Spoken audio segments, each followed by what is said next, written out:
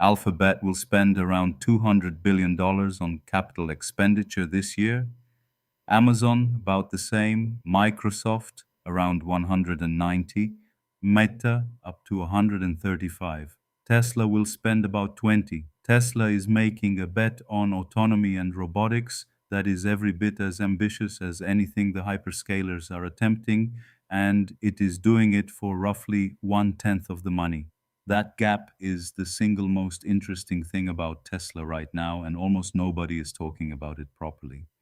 Before we start, the usual and important housekeeping. I am not a financial advisor. This video is for education and entertainment only. Nothing here is investment, tax, or legal advice, and nothing here is a recommendation to buy or sell any security. Investing involves risk, including the loss of your capital. Past performance does not guarantee future results. I may hold some of the assets discussed. Always do your own research. Welcome back to The Silent Investor, where we go deep. In the last video, we pulled Tesla's second quarter apart and found record revenue sitting next to a 57% collapse in operating profit. This video is the other side of that argument. It is the bull case, stated as strongly and as honestly as I can make it, and then tested against the parts of it that do not hold. If you have not seen the earnings breakdown, it is linked below and it is the better starting point. Quick recap. Tesla delivered 480,000 vehicles, a record, revenue of $28.24 billion, up 26%, also a record. And then operating profit fell 57%, adjusted earnings missed, and free cash flow went negative at minus 1.09 billion. The cause was not weak demand, it was spending. Capital expenditure rose 142% in a single quarter to $5.79 billion. And let us start by giving the bear case its due, because a bull case that has not survived the strongest version of the opposing argument is not worth much. The bear case is this. Tesla is a car company with compressing margins, spending enormous sums on speculative projects with no revenue attached. Regulatory credits, which were nearly pure profit, are disappearing. Free cash flow has gone negative, and investors are being asked to accept lower earnings today in exchange for promises about robots and self-driving taxis that have slipped before. That is a serious argument, and it deserves a serious answer. So here is the answer, and it starts with a number that gets almost no attention. For the full year, Tesla guided to roughly $20 billion of capital expenditure, which management described as more than doubling. $20 billion sounds enormous, and in isolation it is, but no investment decision is ever made in isolation. The question is always compared to what? So let us put that 20 billion next to the companies Tesla is competing against for the same future. Here is the 2026 picture across the Magnificent Seven. Amazon, around $200 billion.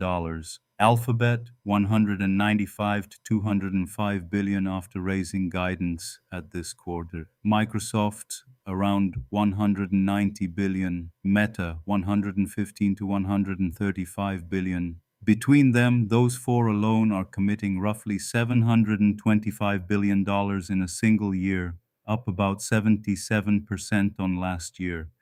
Apple, notably, is guiding to only 13 billion. Nvidia barely spends at all on this because it sells the equipment rather than operating it. And Tesla sits at 20. Sit with the proportions for a moment. Tesla's entire annual capital program is roughly one-tenth of what Alphabet alone will spend. Measured against the combined spending of the big four hyperscalers, Tesla is under 3% of the total.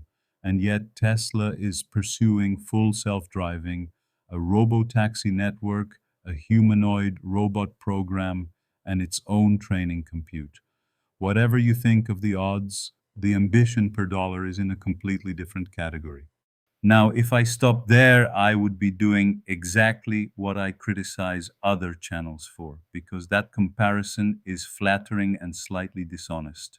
Tesla is a much smaller company. Alphabet did $119.8 billion of revenue in a single quarter. Tesla did 28.24. Of course, the bigger company spends more. Comparing raw dollars between businesses of different sizes tells you almost nothing. So let us do the comparison properly. The right measure is capital intensity. How much of every revenue dollar goes back out as capital expenditure?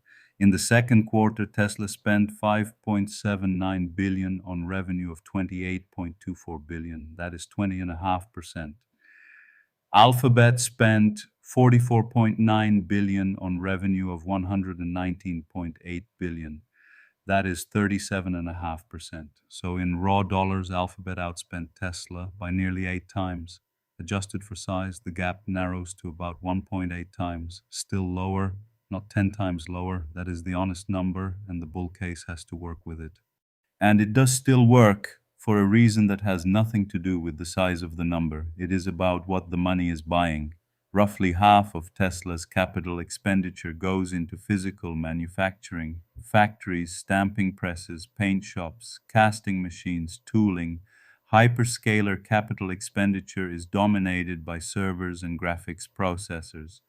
Those two categories of asset behave completely differently on a balance sheet, and that difference is worth more than the headline number.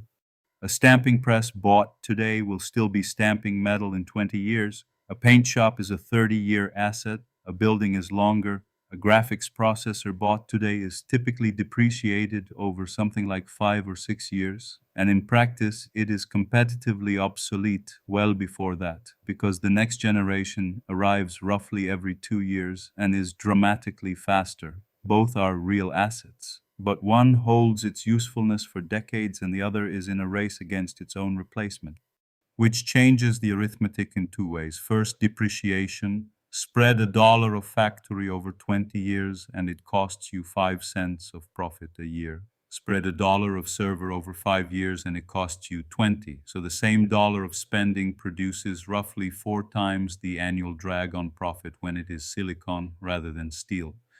Second, reusability. If robotaxi disappoints, a factory can build something else. Tesla has repurposed lines before. A data center full of aging accelerators has far fewer second lives. Tesla's spending is not just smaller, it is more forgiving if it is wrong. The second pillar of the bull case is the thing the negative free cash flow headline obscures. Tesla's operating cash flow in the quarter was $4.7 billion, up 85%. The business generated more cash than it did a year ago by a wide margin. Free cash flow went negative only because capital expenditure was larger than that. That is a spending decision, not a deterioration in the business. And Tesla went into it with roughly $43.5 billion of cash and investments. This is a bet being funded out of a strong balance sheet, not borrowed against a weak one. Third, and this is what a headline profit miss hides completely, the non-automotive businesses are compounding and they carry better margins than selling cars. Services and other revenue reached $4.58 billion, up 50%, with record gross profit and record gross margin.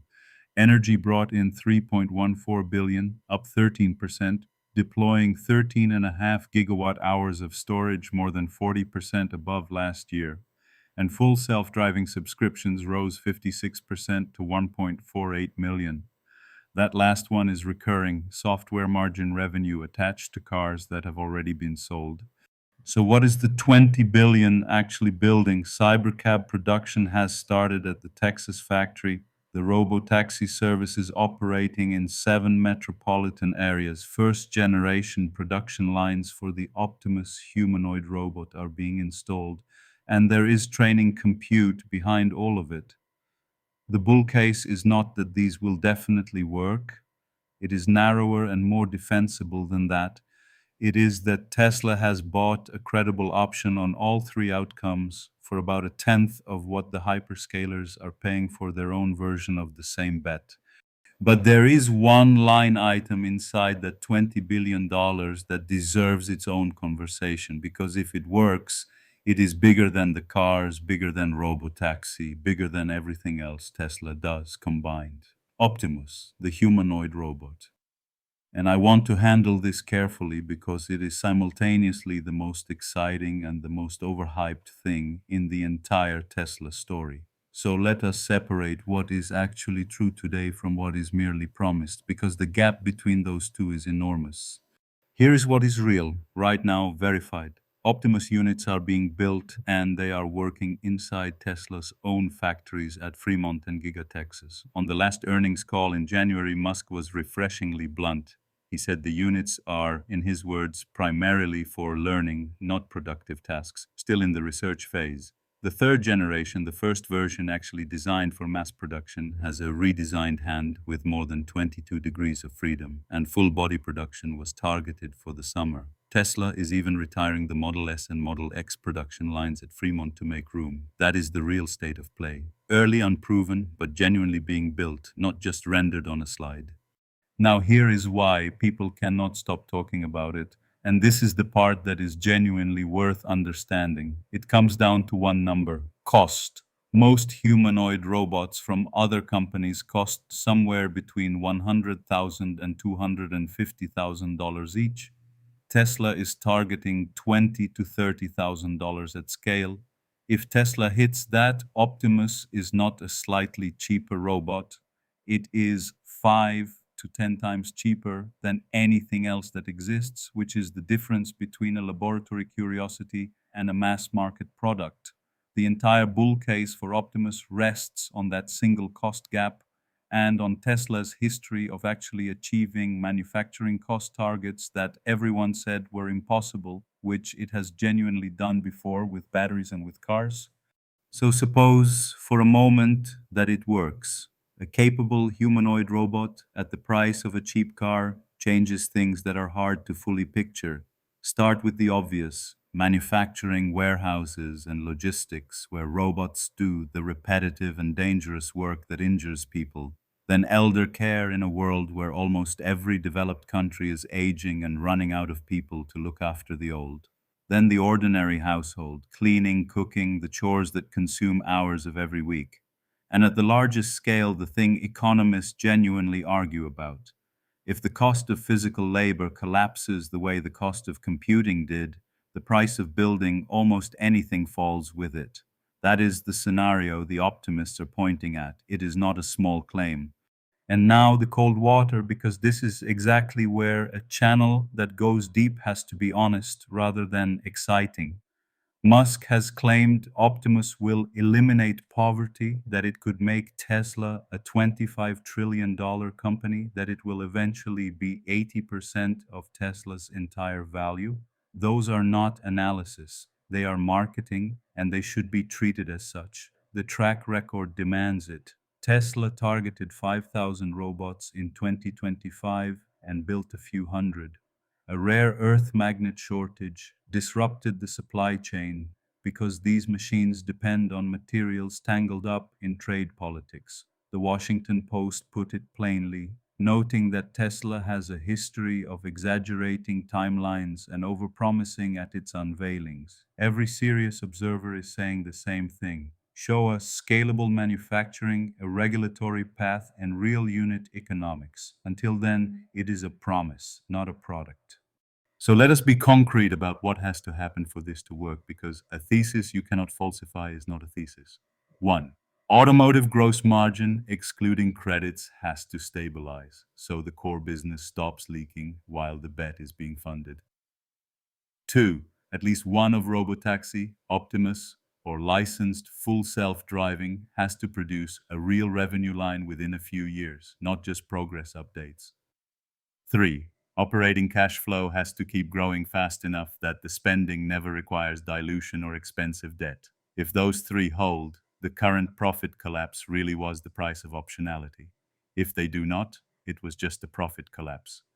And I want to be honest about the parts of the bear case that this argument does not defeat. Cheaper does not mean successful. Spending less than Alphabet, is not evidence that Tesla will win. It may simply mean Tesla cannot afford to compete on compute, in which case lower spending is a constraint dressed up as discipline. Regulatory credits are still melting, and that pressure is structural. Timelines on autonomy have slipped repeatedly, and a company whose valuation already assumes success has very little room for a delay. All of that remains true. Which leads to the part that matters more than the thesis itself: position sizing, a bet whose outcome depends on unproven technology, on regulatory approval, and on timelines that have moved before, is not a core holding regardless of how good the argument sounds. It belongs in whatever part of a portfolio is explicitly set aside for high variance ideas, sized so that being wrong is survivable and being right still matters. The quality of an argument tells you whether to own something. It never tells you how much. So the takeaway: Tesla is making one of the most ambitious bets in the market at roughly one-tenth the dollars and about half the capital intensity of the hyperscalers, in assets that last longer and can be repurposed, funded by growing operating cash flow and a large balance sheet with three quietly compounding businesses underneath. That is a genuinely strong case. It is also a case that depends on things that have not happened yet, which is precisely why it belongs in the speculative part of a portfolio rather than the core. Both halves of that sentence matter. If this gave you a sharper way to think about capital spending, do me one small favor. Tap like. It genuinely helps more investors find this. Share it with someone who thinks capex is just a number in a table. And subscribe, because we do this properly. Every week we do the digging, so you do not have to guess. See you in the next one.